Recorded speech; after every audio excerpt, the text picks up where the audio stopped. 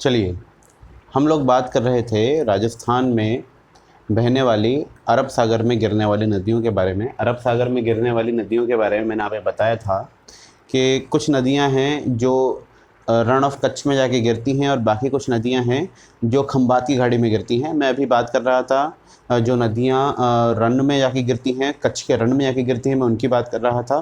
पहली नदी मैंने आपको लूणी बताई थी। अगली नदी जो इम्पोर्टेंट है, जो रण के कच्छ में जाके गिरती है, ठीक है, उसका नाम है पश्चिमी बनास। पश्चिमी बनास, वेस्टर्न बनास। देखिए, बनास हमारे यहाँ पे एक बहुत इम्पॉर्टेंट नदी है और उससे डिस्टिंग्विश करने के लिए इसका नाम पश्चिमी बनास रखा गया है, क्योंकि ये राजस्थान में पश्चिम दिशा में बहती है। ठीक है, पश्चिमी राजस्थान में बहती है, इससे इसका नाम वेस्टर्न बनास रखा गया है। ये बात आपको ध्यान रखनी है। ठीक है, बहुत ज़्यादा इंपॉर्टेंट रिवर नहीं है ये, क्योंकि ये सिरोही में स्टार्ट होती है और सिरोही से ही बाहर निकल जाती है गुजरात के अंदर। ठीक है, इसकी जो स्टार्टिंग है ये पश्चिमी बनास है। पश्चिमी बनास की जो स्टार्टिंग है, इसका उद्गम है, उसका नाम है नया सानवाड़ा। एक जगह है सिरोही में जहाँ से इसका उद्गम होता है और उसके बाद ये आगे जाके गुजरात में चली जाती है। ये इतनी ज़्यादा इम्पॉर्टेंट नहीं है अपने आप में, लेकिन इसकी जो एक ट्रिब्यूटरी है, ठीक है, जिसका नाम है सूकली, ये इसकी ट्रिब्यूटरी है। ठीक है, ये थोड़ी सी कहीं ना कहीं इम्पॉर्टेंट है, क्योंकि इसके ऊपर एक बांध बना हुआ है जिसका नाम है गोकुल भाई भट्ट डैम या बांध। ठीक है, गोकुल भाई भट्ट बांध या डैम किस पे बना हुआ है? वो बना हुआ है सूकली के ऊपर। किसके ऊपर बना हुआ है? सूकली के ऊपर, कहीं ना कहीं यहाँ बना हुआ है और वो इसी में बना हुआ है, सिरोही के अंदर ही बना हुआ है। ठीक है, इम्पॉर्टेंट इसलिए है क्योंकि जो गोकुल भाई भट्ट हैं, जब आप इनके बारे में पढ़ेंगे प्रजामंडल आंदोलन वगैरह के अंदर, तो आपको पता चलेगा कि इनको कहा जाता था राजस्थान का गांधी। केवल इसलिए एक फैक्ट की वजह से ये चीज़ इंपॉर्टेंट है, अदरवाइज पश्चिमी बनास बहुत ज़्यादा इम्पॉर्टेंट नहीं है। दूसरा एक इम्पॉर्टेंट फैक्ट इसके अंदर पश्चिमी बनास में जो है वो ये है, मैंने जब आपको फिजियोग्राफिक डिविजन्स पढ़ाए थे, रीजन्स पढ़ाए थे राजस्थान के, तो मैंने वहाँ पे आपको अरावली के अंदर एक पढ़ाए थे मेवाड़ की अरावलीज़, मेवाड़ अरावलीज़, और एक मैंने आपको बताया था माउंट आबू ब्लॉक। ये मैंने दो आपको अलग अलग रीजन्स बताए थे अरावलीज़ के ही। ठीक है, एक तो मेवाड़ की अरावलीज़ और एक मैंने बताया था माउंट आबू ब्लॉक। दरअसल मेवाड़ की अरावलीज़ और माउंट आबू ब्लॉक को जो बीच में से डिवाइड करती है वो यही नदी है, वेस्टर्न बनास। मतलब वेस्टर्न बनास यहाँ है, तो इसके इस साइड मेवाड़ के हिल्स हैं और इसके इस साइड माउंट आबू ब्लॉक है। ये आपको ध्यान रखना है। ठीक है, तो माउंट आबू ब्लॉक को मेवाड़ हिल्स से कौन अलग करता है? वेस्टर्न बनास, ये वाली नदी अलग करती है। ठीक है, ये आपको ध्यान रखनी है बात, और इसके ऊपर और कोई फैक्ट काम का नहीं है। ठीक है, चलिए अब हम लोग बात करते हैं अरेबियन सी में गिरने वाली नदियों की, लेकिन जो अब खंबात की खाड़ी में गिरती हैं हम उनकी बात करेंगे। ठीक है, दो नदियां हैं, केवल दो की बात करनी है और ज़्यादा हमें कुछ काम करना नहीं है। ठीक है, पहली नदी का नाम है साबरमती।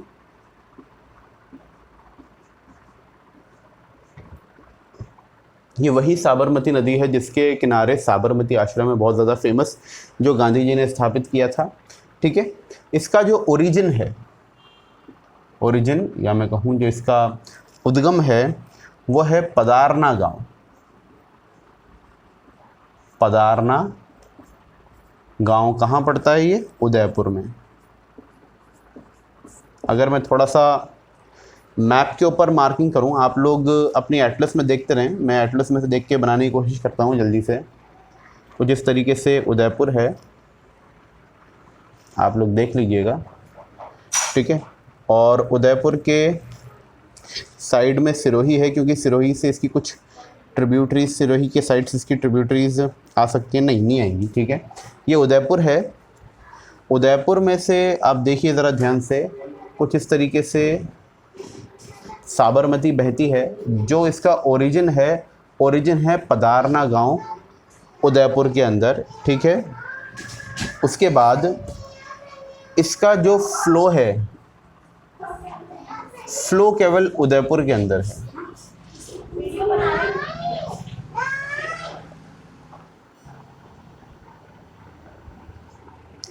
चलिए, पदारना गांव से इसका ओरिजिन है, फ्लो केवल उदयपुर के अंदर है क्योंकि उदयपुर के बाद ये गुजरात में चली जाती है, ठीक है।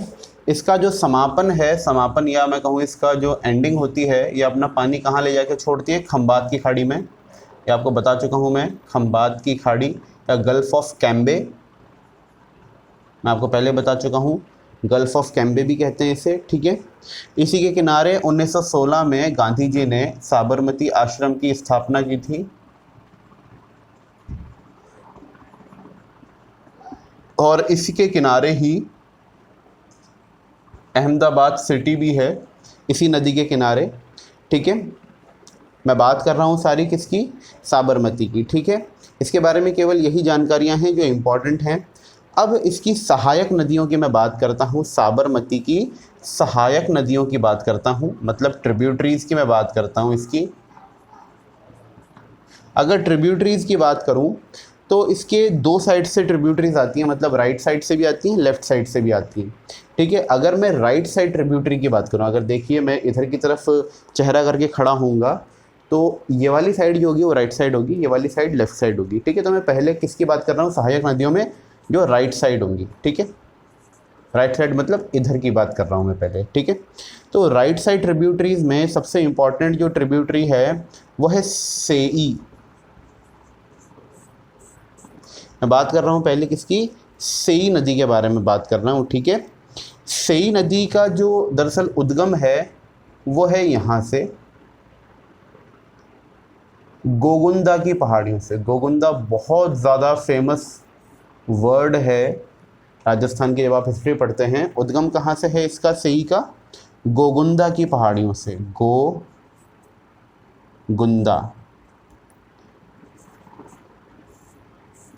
गोगुंदा की पहाड़ियाँ उदयपुर में ही हैं, वहीं से इसका उद्गम है, ठीक है। अब आप देख सकते हैं इसका जो फ्लो है सेई नदी का वो केवल कहाँ से कहाँ तक है? उदयपुर के अंदर है, उदयपुर में ही समाप्त हो जाता है। किसमें जाके मिल जाती है? ये साबरमती के अंदर मिल जाती है।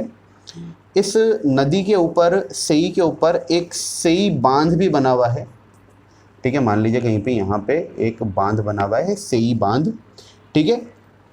ये कहाँ पे बना हुआ है सेई बांध?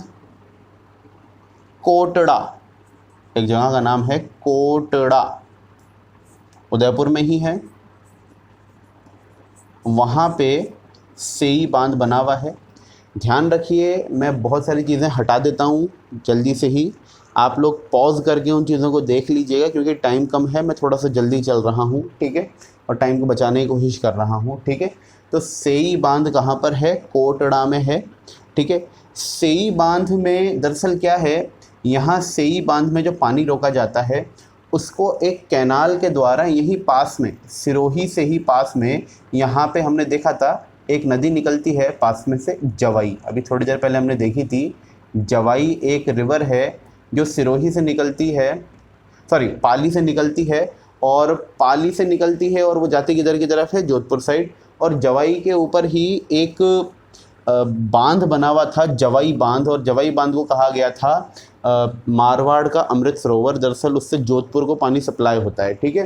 तो ध्यान रखिए, ये जो सेई बांध है, सेई बांध का पानी उस कैनाल के माध्यम से इस जवाई बांध में डाला जाता है।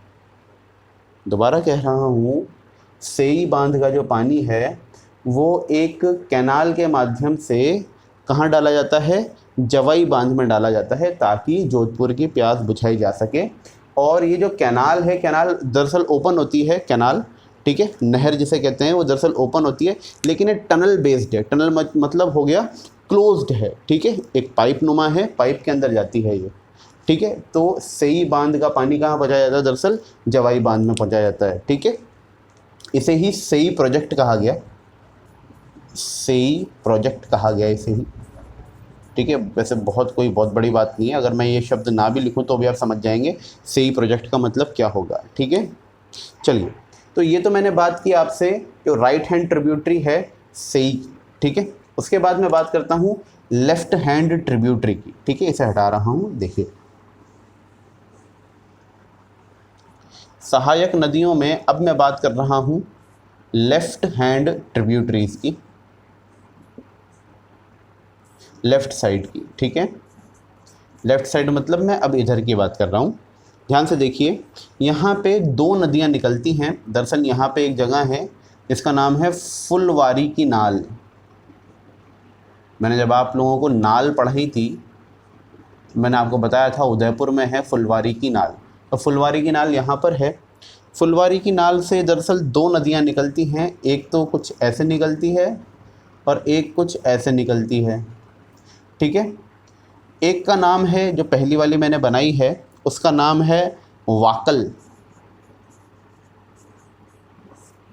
और जो दूसरी मैंने बनाई है उसका नाम है मानसी। दरअसल इन दोनों का नाम साथ ले जाता है क्योंकि थोड़ी देर के बाद ही ये दोनों एक साथ मिल जाती हैं, ठीक है। तो इनको मानसी वाकल भी कहा जाता है। उद्गम दोनों का कहाँ पे है? फुलवारी की नाल से ही है, ठीक है। मानसी वाकल दरअसल क्या है, इसके ऊपर एक पेयजल परियोजना चलती है, मानसी वाकल पेयजल परियोजना, पेयजल परियोजना, ड्रिंकिंग वाटर प्रोजेक्ट चलता है एक दरअसल, ठीक है, मानसी वाकल का। और इसके लिए जो डैम बनाया गया है, क्योंकि देखिए कोई भी चीज़ अगर हमें प्रोजेक्ट चलाना होता है उसके लिए हमें पानी रोकने की ज़रूरत होती है पहले, ठीक है। तो जो इसके लिए, इस परियोजना के लिए जो डैम बनाया गया है उसका नाम है मोहनलाल सुखाड़िया डैम। उदयपुर के ही थे मोहन लाल सुखाड़िया डैम, ठीक है। हमारे सबसे लॉन्गेस्ट सर्विंग सीएम रह चुके हैं राजस्थान के मोहनलाल सुखाड़िया जी।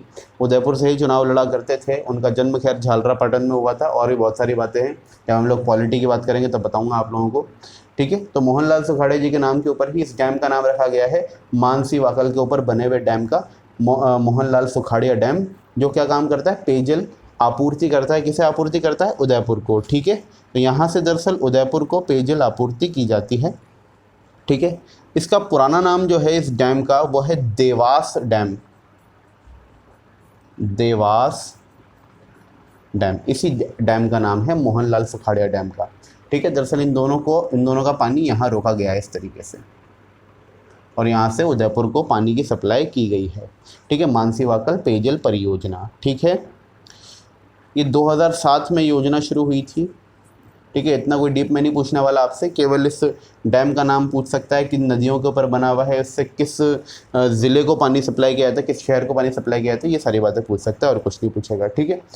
एक चीज़ और आप देखें, चाहें तो देख लें, इस पेयजल परियोजना का जो फाइनेंसिंग है, जो फाइनेंस है वो स्टेट गवर्नमेंट और हिंदुस्तान जिंक लिमिटेड, ठीक है। एक अब तो ये प्राइवेट कंपनी हो चुकी है, पहले सरकारी कंपनी थी।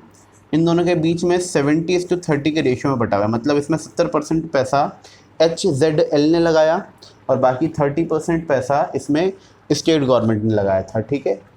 कोई पूछ ले क्या पता, लेकिन अब पूछेगा नहीं क्योंकि 2007 की परियोजना है, बहुत मुश्किल है कोई पूछे, बट फिर भी आपकी जानकारी के लिए मैं बता रहा हूँ, ठीक है।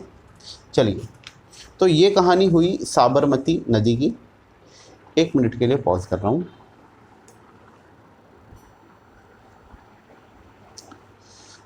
चलिए, अगली नदी की बात करते हैं हम लोग, जो खंबात की खाड़ी में जा रही है और बहुत ज़्यादा इम्पॉर्टेंट है राजस्थान के पर्सपेक्टिव से, ठीक है, जिसका नाम है माही, ठीक है, जिसको वागड़ की गंगा भी कहा जाता है, वागड़ की गंगा भी कहा जाता है, या दक्षिण की स्वर्ण रेखा नदी, दक्षिण की स्वर्ण रेखा नदी, ठीक है। ये बात ध्यान रखिएगा आप लोग। गोल्डन लाइन, ठीक है, golden line river of south, ठीक है। साउथ किसका? राजस्थान का साउथ। मैंने ये इंडिया का साउथ नहीं बनाया, राजस्थान का साउथ बनाया है, इसमें बांसवाड़ा है, ये डूंगरपुर है और ये प्रतापगढ़ है। ठीक है, मैंने बता रखा है आपको BDP पहले भी बता रखा है। ठीक है, तो मैं यहीं से ये रिवर बहती है तो मैंने यही डायग्राम बनाया है। ठीक है, अब आप देखिए इस रिवर का जो ओरिजिन है कहीं ना कहीं MP के अंदर है। MP में मैंने ये विंध्याचल बनाए हैं, विंध्यन पर्वत बनाए हैं मैंने। ठीक है, ये विंध्यन पर्वत हैं। विंध्यन पर्वत में ही इसका कहूँगा उद्गम होता है। उद्गम होता है, एक गांव है, उस गांव का नाम है अममोरू गांव। अममोरू गांव, ये गांव जो है ये धार डिस्ट्रिक्ट में पड़ता है। धार कहाँ पड़ता है? MP में, मध्य प्रदेश में, अममोरू गांव। और यहाँ से रिवर स्टार्ट होती है और सबसे पहले ये बांसवाड़ा में एंटर होती है। ठीक है, कहाँ एंटर होती है? बांसवाड़ा में। बांसवाड़ा में जिस जगह पे एंटर होती है उस गांव का नाम है खांडू गांव। अब खांडू गांव में क्यों लिखवा रहा हूँ? क्योंकि वो इम्पोर्टेंट है। ठीक है, राजस्थान में जो एंटर करती है ये नदी, राजस्थान में एंट्री, राजस्थान में जो एंटर करती है वो कहाँ से करती है? खांडू गांव। खांडू गांव इसलिए इम्पोर्टेंट है क्योंकि यह हरिदेव जोशी जी, राजस्थान के बहुत कद्दावर नेता रहे हैं हरिदेव जोशी जी। ठीक है, आज़ादी के बाद ये, ठीक है, कई बार MLA बने हैं राजस्थान से। ठीक है, तो हरिदेव जोशी जी की ये जन्मस्थली है दरअसल। क्या पता पूछ ले आपसे, क्योंकि खांडू अपने आप में इम्पोर्टेंट भी है क्योंकि माही नदी यहीं से एंटर कर रही है राजस्थान में। ठीक है, तो यहाँ से एंटर करती है खांडू गांव से और उसके बाद वो कुछ दूर बांसवाड़ा में ही चलती है और बांसवाड़ा में चलने के बाद वह प्रतापगढ़ की और बांसवाड़ा की बाउंड्री को पकड़ती है और इसी बाउंड्री पर चलना शुरू करती है। ठीक है, गौर से देखिए, मैं थोड़ा सा इसको बोल्ड कर देता हूँ, बड़ा कर देता हूँ, मोटा कर देता हूँ। ठीक है, यहीं चलना शुरू करती है और यहाँ से चलते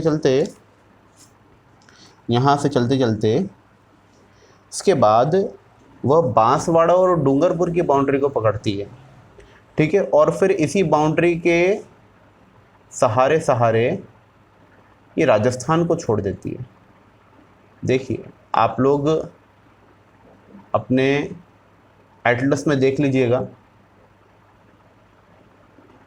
ठीक है, मैंने ये जो बोल्ड किया है ये दरअसल रिवर है।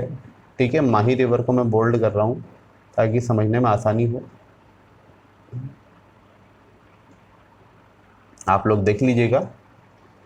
ठीक है, तो माही नदी जो आई अममोरू गांव से आई, बांसवाड़ा में गई, बांसवाड़ा का प्रतापगढ़ और बांसवाड़ा की बाउंड्री पे फ्लो करती है। उसके बाद वह बांसवाड़ा और डूंगरपुर की बाउंड्री के साथ साथ बाहर निकल जाती है। ठीक है, और उसके बाद वो कहाँ जाके ड्रेन होती है? खंबात की खाड़ी में। ये बात मैं आपको बता चुका हूँ पहले, खंबात की खाड़ी में चली जाती है और वहाँ जाके ड्रेन होती है। ठीक है, ये बात मैं आपको बता चुका हूँ। तो इसके फ्लो की अगर मैं बात करता हूँ तो इन 3 डिस्ट्रिक्ट्स तक ही सीमित है माही का फ्लो। ठीक है, यहाँ तक बात क्लियर मेरे ख्याल से। ठीक है, अब हम समझते हैं इस नदी के ऊपर, इस माही नदी के ऊपर कौन कौन से डैम्स बने हुए हैं।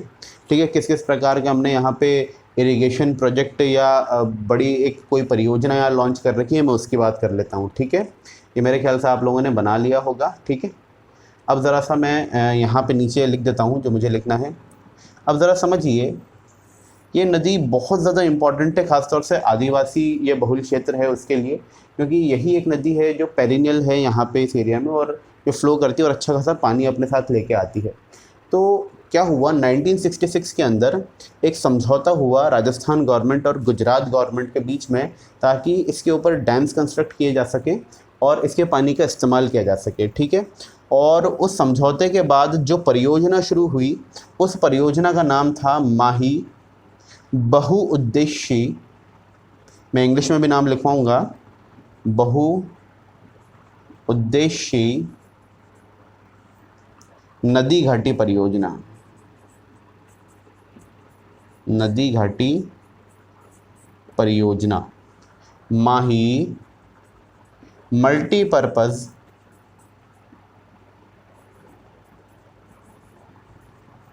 River valley project.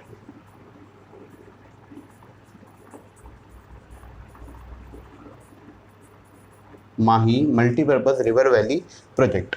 और ये जो प्रोजेक्ट हुआ तो ये किस किस के एग्रीमेंट के वजह से हुआ था? राजस्थान और गुजरात। देखिए इसमें एमपी का कोई रोल नहीं, क्योंकि एमपी से पानी आता है, मेन फ्लो करता है गुजरात के अंदर, राजस्थान के अंदर, ठीक है। इस वजह से इसके अंदर ज़्यादा रोल नहीं था एमपी का, ठीक है।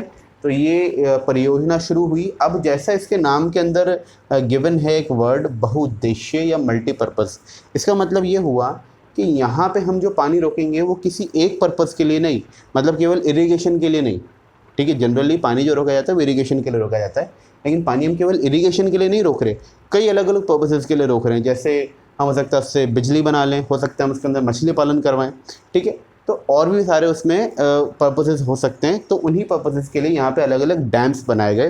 वो डैम्स कौन कौन से बनाए गए वो सारे इंपॉर्टेंट हैं, आपको पता होने चाहिए। मैं उन्हीं की बात करने वाला हूँ, ठीक है। तो जो पहला डैम इस नदी के ऊपर बना हुआ है उसका नाम है माही या जमनालाल बजाज सागर डैम, ठीक है, जो कि इसी परियोजना के अंतर्गत बनाया गया है, ठीक है। तो अभी के लिए मैं ये सारी चीज़ें हटा रहा हूँ, इस मैप को यहीं रहने दे रहा हूँ, और जो मुझे लिखनी है चीज़ें मैं उसके बारे में बात कर रहा हूँ। तो अब हम बात करेंगे माही बहुउद्देशीय नदी घाटी परियोजना या माही मल्टीपर्पज़ रिवर वैली प्रोजेक्ट की, ठीक है। समझिए बात को।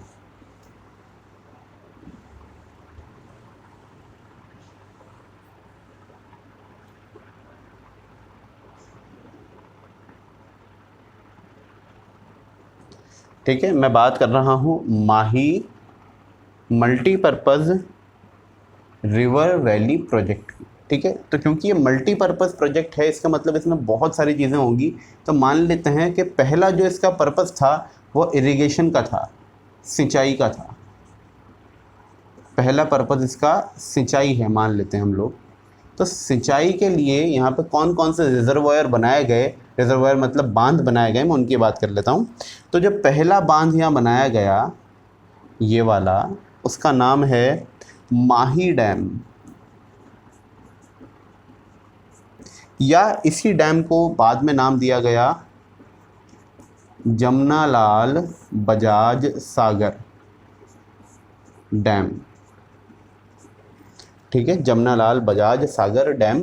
ये डैम क्योंकि आप देख सकते हैं ये बांसवाड़ा के अंदर स्थित है। बांसवाड़ा में एक जगह है बोरखेड़ा, ये यहाँ पे स्थित है बोरखेड़ा में, ठीक है। कुछ किताबों में से माही बजाज सागर भी लिखा हुआ है, तो माही बजाज सागर कोई अलग डैम नहीं है, वो यही डैम है, ठीक है। ये डैम जो है इसके बारे में दो चार बातें, क्योंकि देखिए सब इम्पॉर्टेंट है, बहुत इंपॉर्टेंट डैम है ये, ठीक है। ये राजस्थान का सबसे लंबा डैम है। मतलब अगर आप एक छोर से दूसरे छोर पर जाएंगे इस डैम के, तो आपको तकरीबन 3 किलोमीटर चलना पड़ेगा। 3 किलोमीटर मतलब हो गया 3109 किलोमीटर, 3100 मीटर आपको कम से कम चलना ही पड़ेगा। मतलब सबसे लंबा डैम है राजस्थान का। और सबसे लंबा डैम होने की वजह से यहाँ पे जो पानी का स्टोरेज होता है वो भी काफ़ी ज़्यादा होता है, लेकिन सबसे ज़्यादा नहीं है राजस्थान में, second largest storage of water. मतलब राजस्थान में किसी डैम में जो पानी इकट्ठा होता है, ठीक है, तो इसकी क्षमता दूसरी सबसे ज़्यादा है, पहली नहीं है। पहली राणा प्रताप सागर के चंबल में बना हुआ है, ठीक है। Second largest storage of water है इसका, ठीक है। और यह एक प्रकार का रिजर्वायर डैम है। रिजर्वायर डैम का मतलब होता है जहाँ पे पानी रोका जाता है केवल, ठीक है, उसका काम आगे नहीं लिया जाता, उसमें से कोई कैनाल्स वगैरह, कोई इलेक्ट्रिसिटी वगैरह नहीं दी जाती है। केवल रिजर्वायर डैम का मतलब होता है तो वहाँ केवल पानी रोका जा रहा है, ठीक है। तो ये एक प्रकार का क्या है, रिजर्वायर डैम है, ठीक है। अब इसका पानी जो है इरिगेशन के लिए कैसे यूज़ होता है, तो ज़रा से मैं उसकी बात कर लेता हूँ। जब हम इसमें इसी नदी में थोड़ा सा आगे चलते हैं, थोड़ा सा हम आगे चलते हैं, यहाँ पर पहुँचते हैं, तो यहाँ पे एक और डैम बना हुआ है जहाँ से दरअसल नहरें निकाली गई हैं, ठीक है। तो मैं यहाँ पे बी पॉइंट लिख देता हूँ, ठीक है। माही डैम के बाद अगला डैम जो आया उसका नाम है कागदी।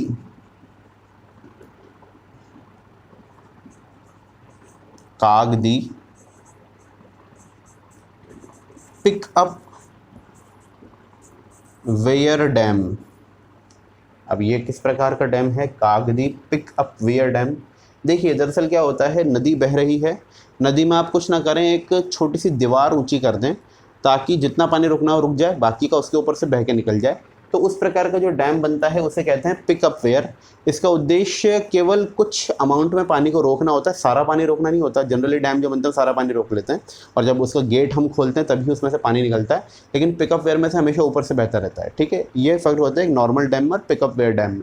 ठीक है, तो यहाँ पे बनाया गया कागदी पिकअप वेयर डैम इसके आगे, ताकि उसमें थोड़ा पानी रोक लें और उसको हम अलग अलग कैनाल्स के थ्रू आगे हम बांटते हैं। ठीक है, बांसवाड़ा के अंदर ही।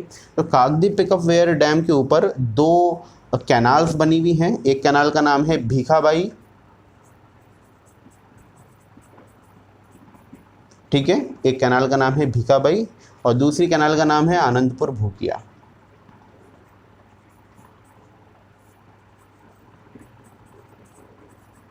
ठीक है, आपसे नाम कोई नहीं पूछने वाला इन कैनाल्स के, बट फिर भी आपको पता होने चाहिए। ठीक है, ध्यान रखिएगा। कैनाल्स कहाँ निकाली गई हैं? इस वाले डैम को, इस वाले डैम में से नहीं, इस वाले डैम से निकाली गई हैं ताकि बांसवाड़ा के अंदर आसानी से क्या हो सके, इरिगेशन हो सके। ठीक है, किसके लिए निकाली गई हैं? बांसवाड़ा के लिए निकाली गई हैं, ध्यान रखिएगा। ठीक है, इसके बाद जब और आगे चलते हैं हम लोग और गुजरात के बॉर्डर पे पहुंचते हैं, तो यहाँ पे एक और डैम बनाया गया है जो कि गुजरात के अंदर है। दरअसल वो राजस्थान में नहीं है, गुजरात में है। सी पॉइंट में यहाँ लिख रहा हूँ। इसका नाम है कडाणा डैम। कडाणा डैम। अब होता क्या है, कडाणा डैम कहने को तो गुजरात में है, गुजरात में भी जो जगह है वो है महिसागर। मैं सीधा लिख देता हूँ गुजरात, क्योंकि कोई पूछने वाला नहीं है कहाँ पर है कडाणा डैम, बस ये आप बोल दीजिए गुजरात में है। ठीक है, दरअसल क्या है, इसका जो पानी रुकता है वो काफ़ी सारा हमारे डूंगरपुर के अंदर भी आता है, तो डूंगरपुर वाले भी उस पानी को यूज़ कर लेते हैं। ठीक है, इस वजह से हम इसको पढ़ते हैं राजस्थान के अंदर, बाकी अदरवाइज इसका कोई इतना ज़्यादा यूज़ नहीं है। ठीक है, कडाणा डैम कहाँ पे है? गुजरात में। तो 3 इम्पॉर्टेंट डैम हैं जो इसके ऊपर बने हुए हैं, और किस पर्पज़ के लिए बने हुए हैं? इरिगेशन के लिए। मल्टीपर्पज़ में से एक पर्पज़ है इरिगेशन। ठीक है, ये मैंने अभी एक पर्पज़ बताया, अब अगले पर्पज़ की बात करता हूँ कि इसको और क्या पर्पज़ हो सकते हैं। ठीक है, चलिए।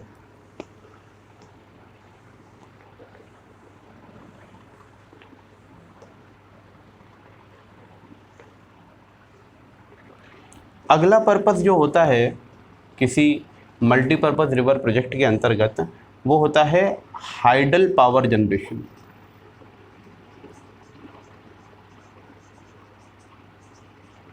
Hydel power generation. ठीक है, हाइडल पावर जनरेशन का मतलब क्या हुआ कि हम पानी से बिजली बनाएंगे। ठीक है, हाइडल पावर का मतलब ही क्या होता है? पानी से बनने वाली बिजली को हाइडल पावर कहा जाता है। ठीक है, तो हम दूसरा काम जो उत्पादन करेंगे वो किसका करेंगे? पानी से बनने वाली बिजली का। ठीक है, तो उसके लिए भी हमें क्या चाहिए?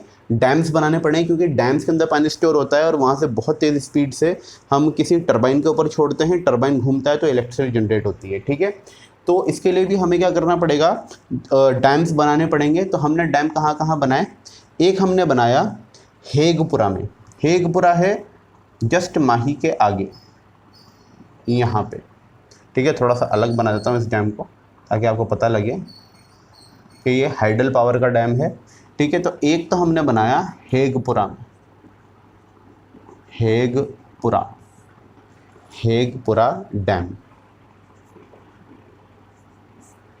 ठीक, और दूसरा हमने डैम बनाया लीलवानी में।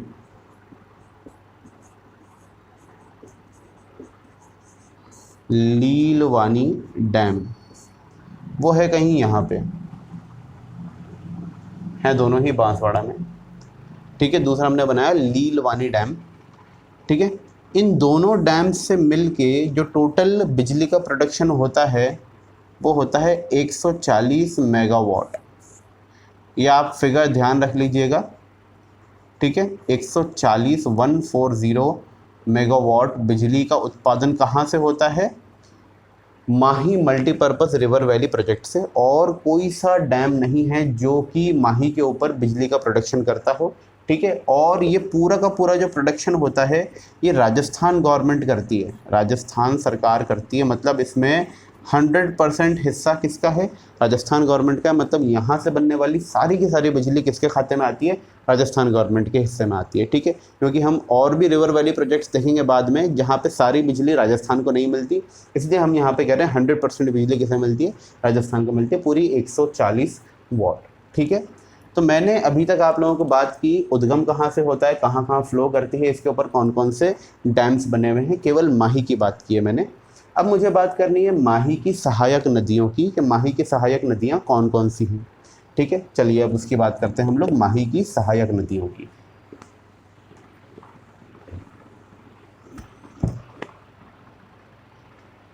सहायक या ट्रिब्यूटरीज।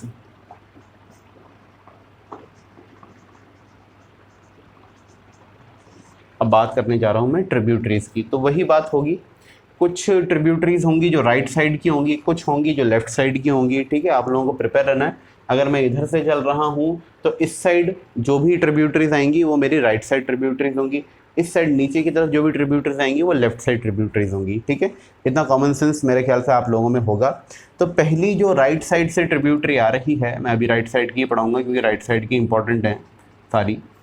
राइट साइड की जो पहली ट्रिब्यूटरी आ रही है उसका नाम है ईरू, ईरू, ठीक है। इसका जो फ्लो है, इसका जो फ्लो है वह प्रतापगढ़ और बांसवाड़ा में है, ठीक है। इसका जो फ्लो है वह प्रतापगढ़ और बांसवाड़ा में है। देखिए ज़रा ध्यान से, यहाँ पे कहीं पे कुछ हिल्स हैं, उन हिल्स का नाम क्या है मैं थोड़ी देर बाद बताऊंगा आपको, ठीक है। और यहाँ से नदी आती है और इस तरीके से आगे यहाँ पे कहीं माही में मिल जाती है, ठीक है। यहाँ से कहीं से नदी आई और इस तरीके से आके वो माही में मिल गई, इसे ही क्या नाम दिया गया? ईरू,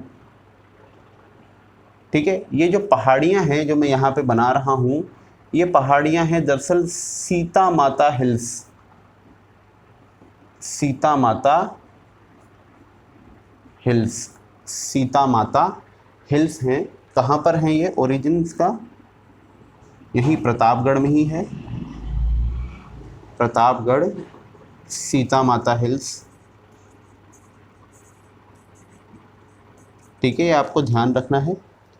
दूसरी बात जो आप लोगों को ध्यान रखनी है इसमें, बाकी जितनी भी मैं ट्रिब्यूटरीज पढ़ाऊंगा वो सभी डैम्स के बाद आती हैं, ठीक है। डैम के पहले मिलने वाली जो ट्रिब्यूटरी है माही के अंदर वो केवल कौन सी है? ईरू। ये बात आप लोगों को ध्यान रखनी है, ठीक है। तो ईरू हो गई, ठीक है। उसके बाद दूसरी नदी जो इम्पॉर्टेंट है जो राइट साइड से आगे जुड़ती है उसका नाम है सोम, बहुत फेमस नदी है ये, सोम, ठीक है।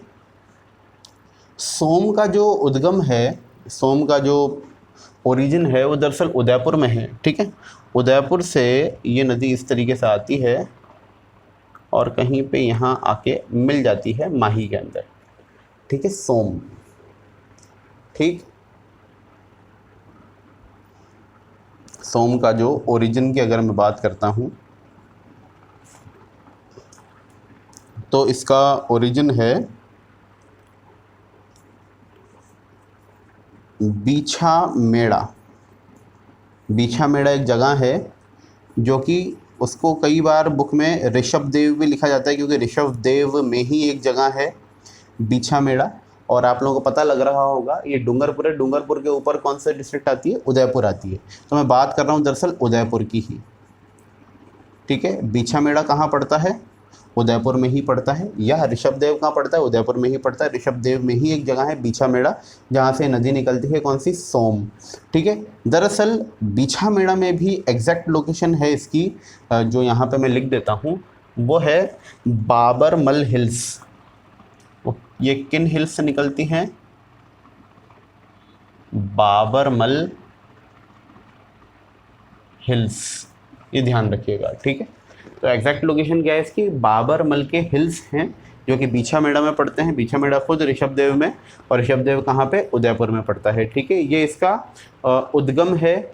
उद्गम के बाद अगर मैं बात करता हूँ कि इसका फ्लो कहाँ कहाँ पे, आप देख सकते हैं इजीली फ्लो केवल दो जगह पे है, एक तो उदयपुर और दूसरा कहाँ, डूंगरपुर। ठीक है, अगर मैं फ्लो की बात करता हूँ तो उदयपुर आएगा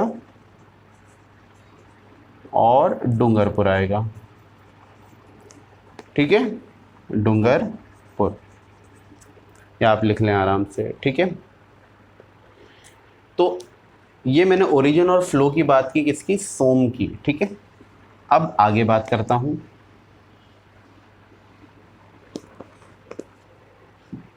इसका जो समापन होता है, या मैं कहूं कि जब अपना पानी ड्रेन करती है माही के अंदर, वो किस जगह करती है, समापन कर देता हूं मैं यहाँ पे।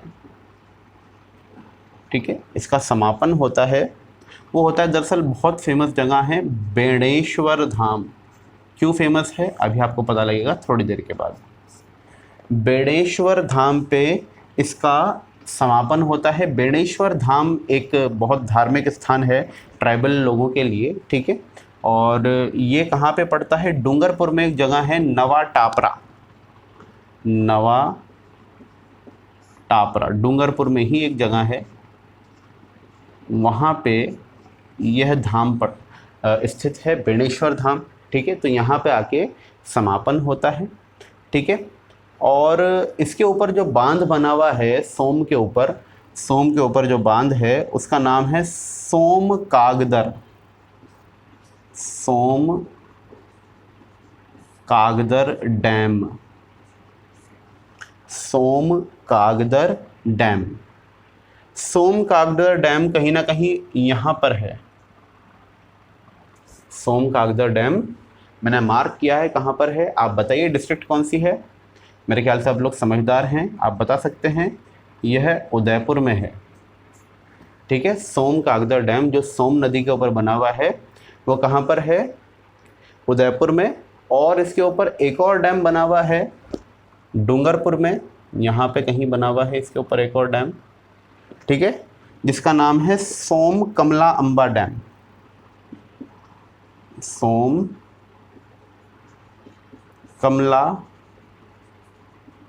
अंबा डैम, यह है डूंगरपुर में।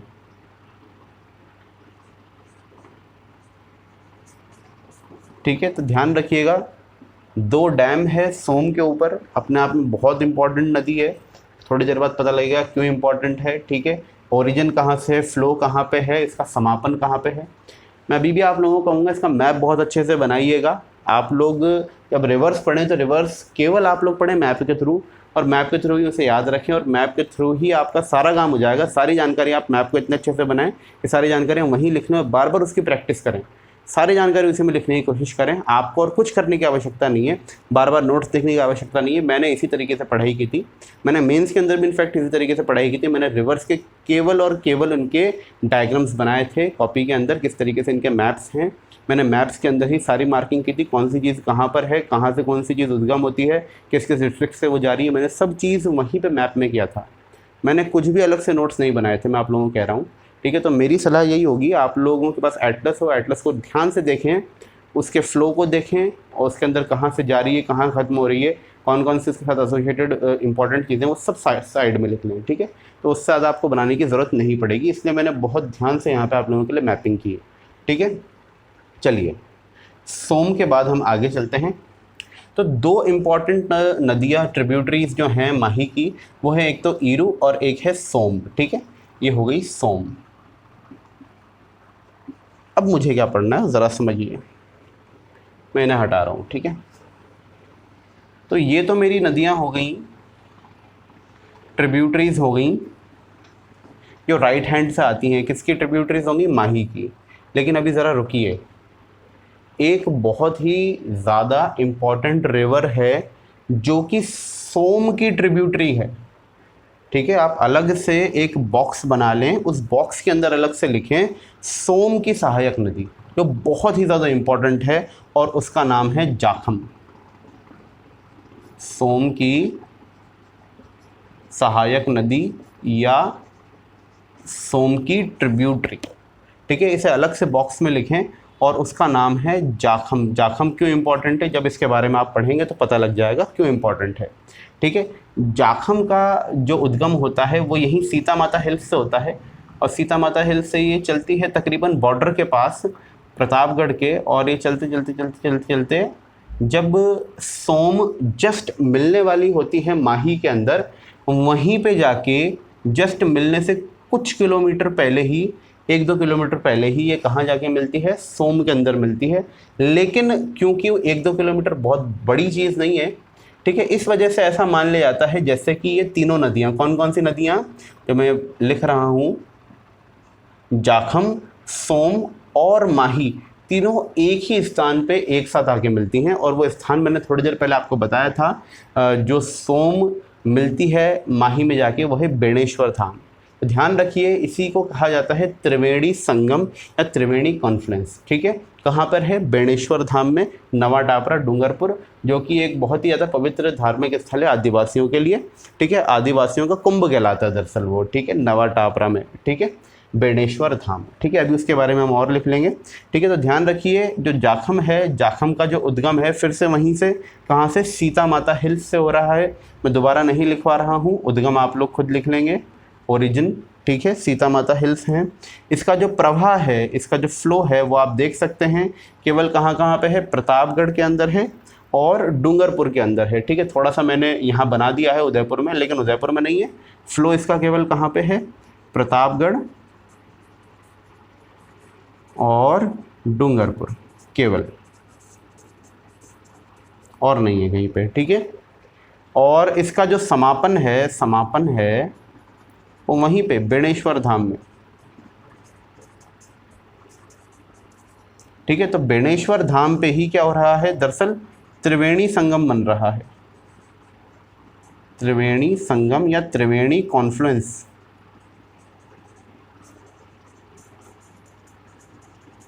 किन किन नदियों का बन रहा है, मैं भी बात कर रहा था आपसे, माही प्लस जाखम प्लस सोम, ऐसे 3 और हमारे राजस्थान में त्रिवेणी संगम बनते हैं।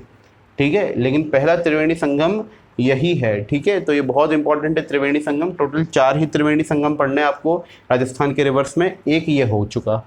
ठीक है, माही, जाखम और सोम यहाँ पे मिलते हैं नवा टापरा में, बेणेश्वर धाम में, जो कि आदिवासियों का कुंभ है। ठीक है, आदिवासियों के लिए बहुत ज़्यादा एक कहूँगा इम्पॉर्टेंट जगह है। ठीक है, चलिए अब जाखम अपने आप में और किस लिए इम्पॉर्टेंट है तो ज़रा समझिए। इसे हटा रहा हूँ मैं पूरे को।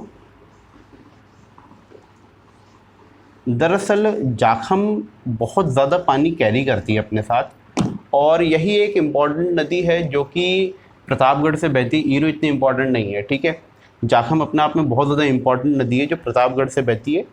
तो इस वजह से इस नदी के ऊपर एक सिंचाई परियोजना शुरू की गई है, जाखम वृहद सिंचाई परियोजना। ठीक है, जाखम मेजर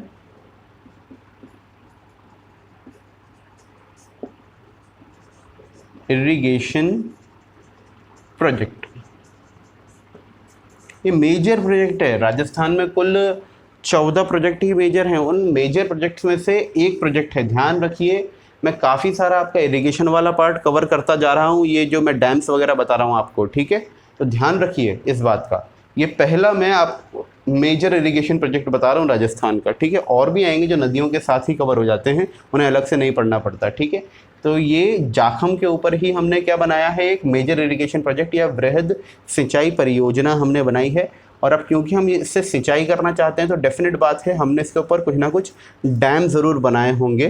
ठीक है, तो जाखम के ऊपर जो हमने डैम बनाया है, और देखिए ये सिंचाई को समर्पित है, ये मल्टीपर्पज़ नहीं है, ये केवल सिंचाई को समर्पित है। ठीक है, तो यहाँ पे हमने जो डैम बनाए हैं उसका नाम है, पहले डैम का नाम है जाखम डैम।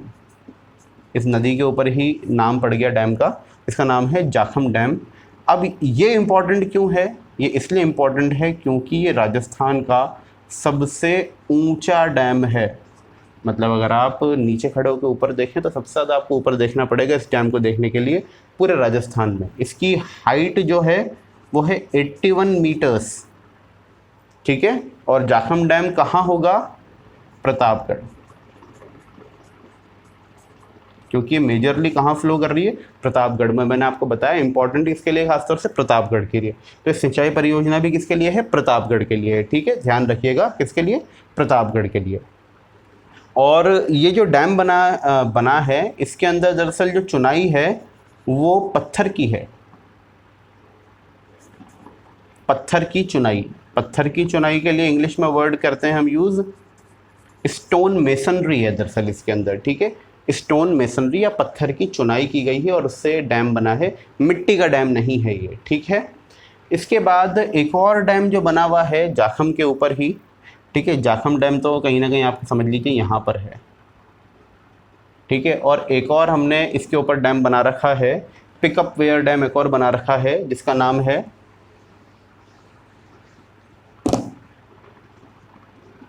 एक और पिकअप डैम हमने बना रखा है, पिकअप वेयर डैम, इसका नाम है नांगलिया,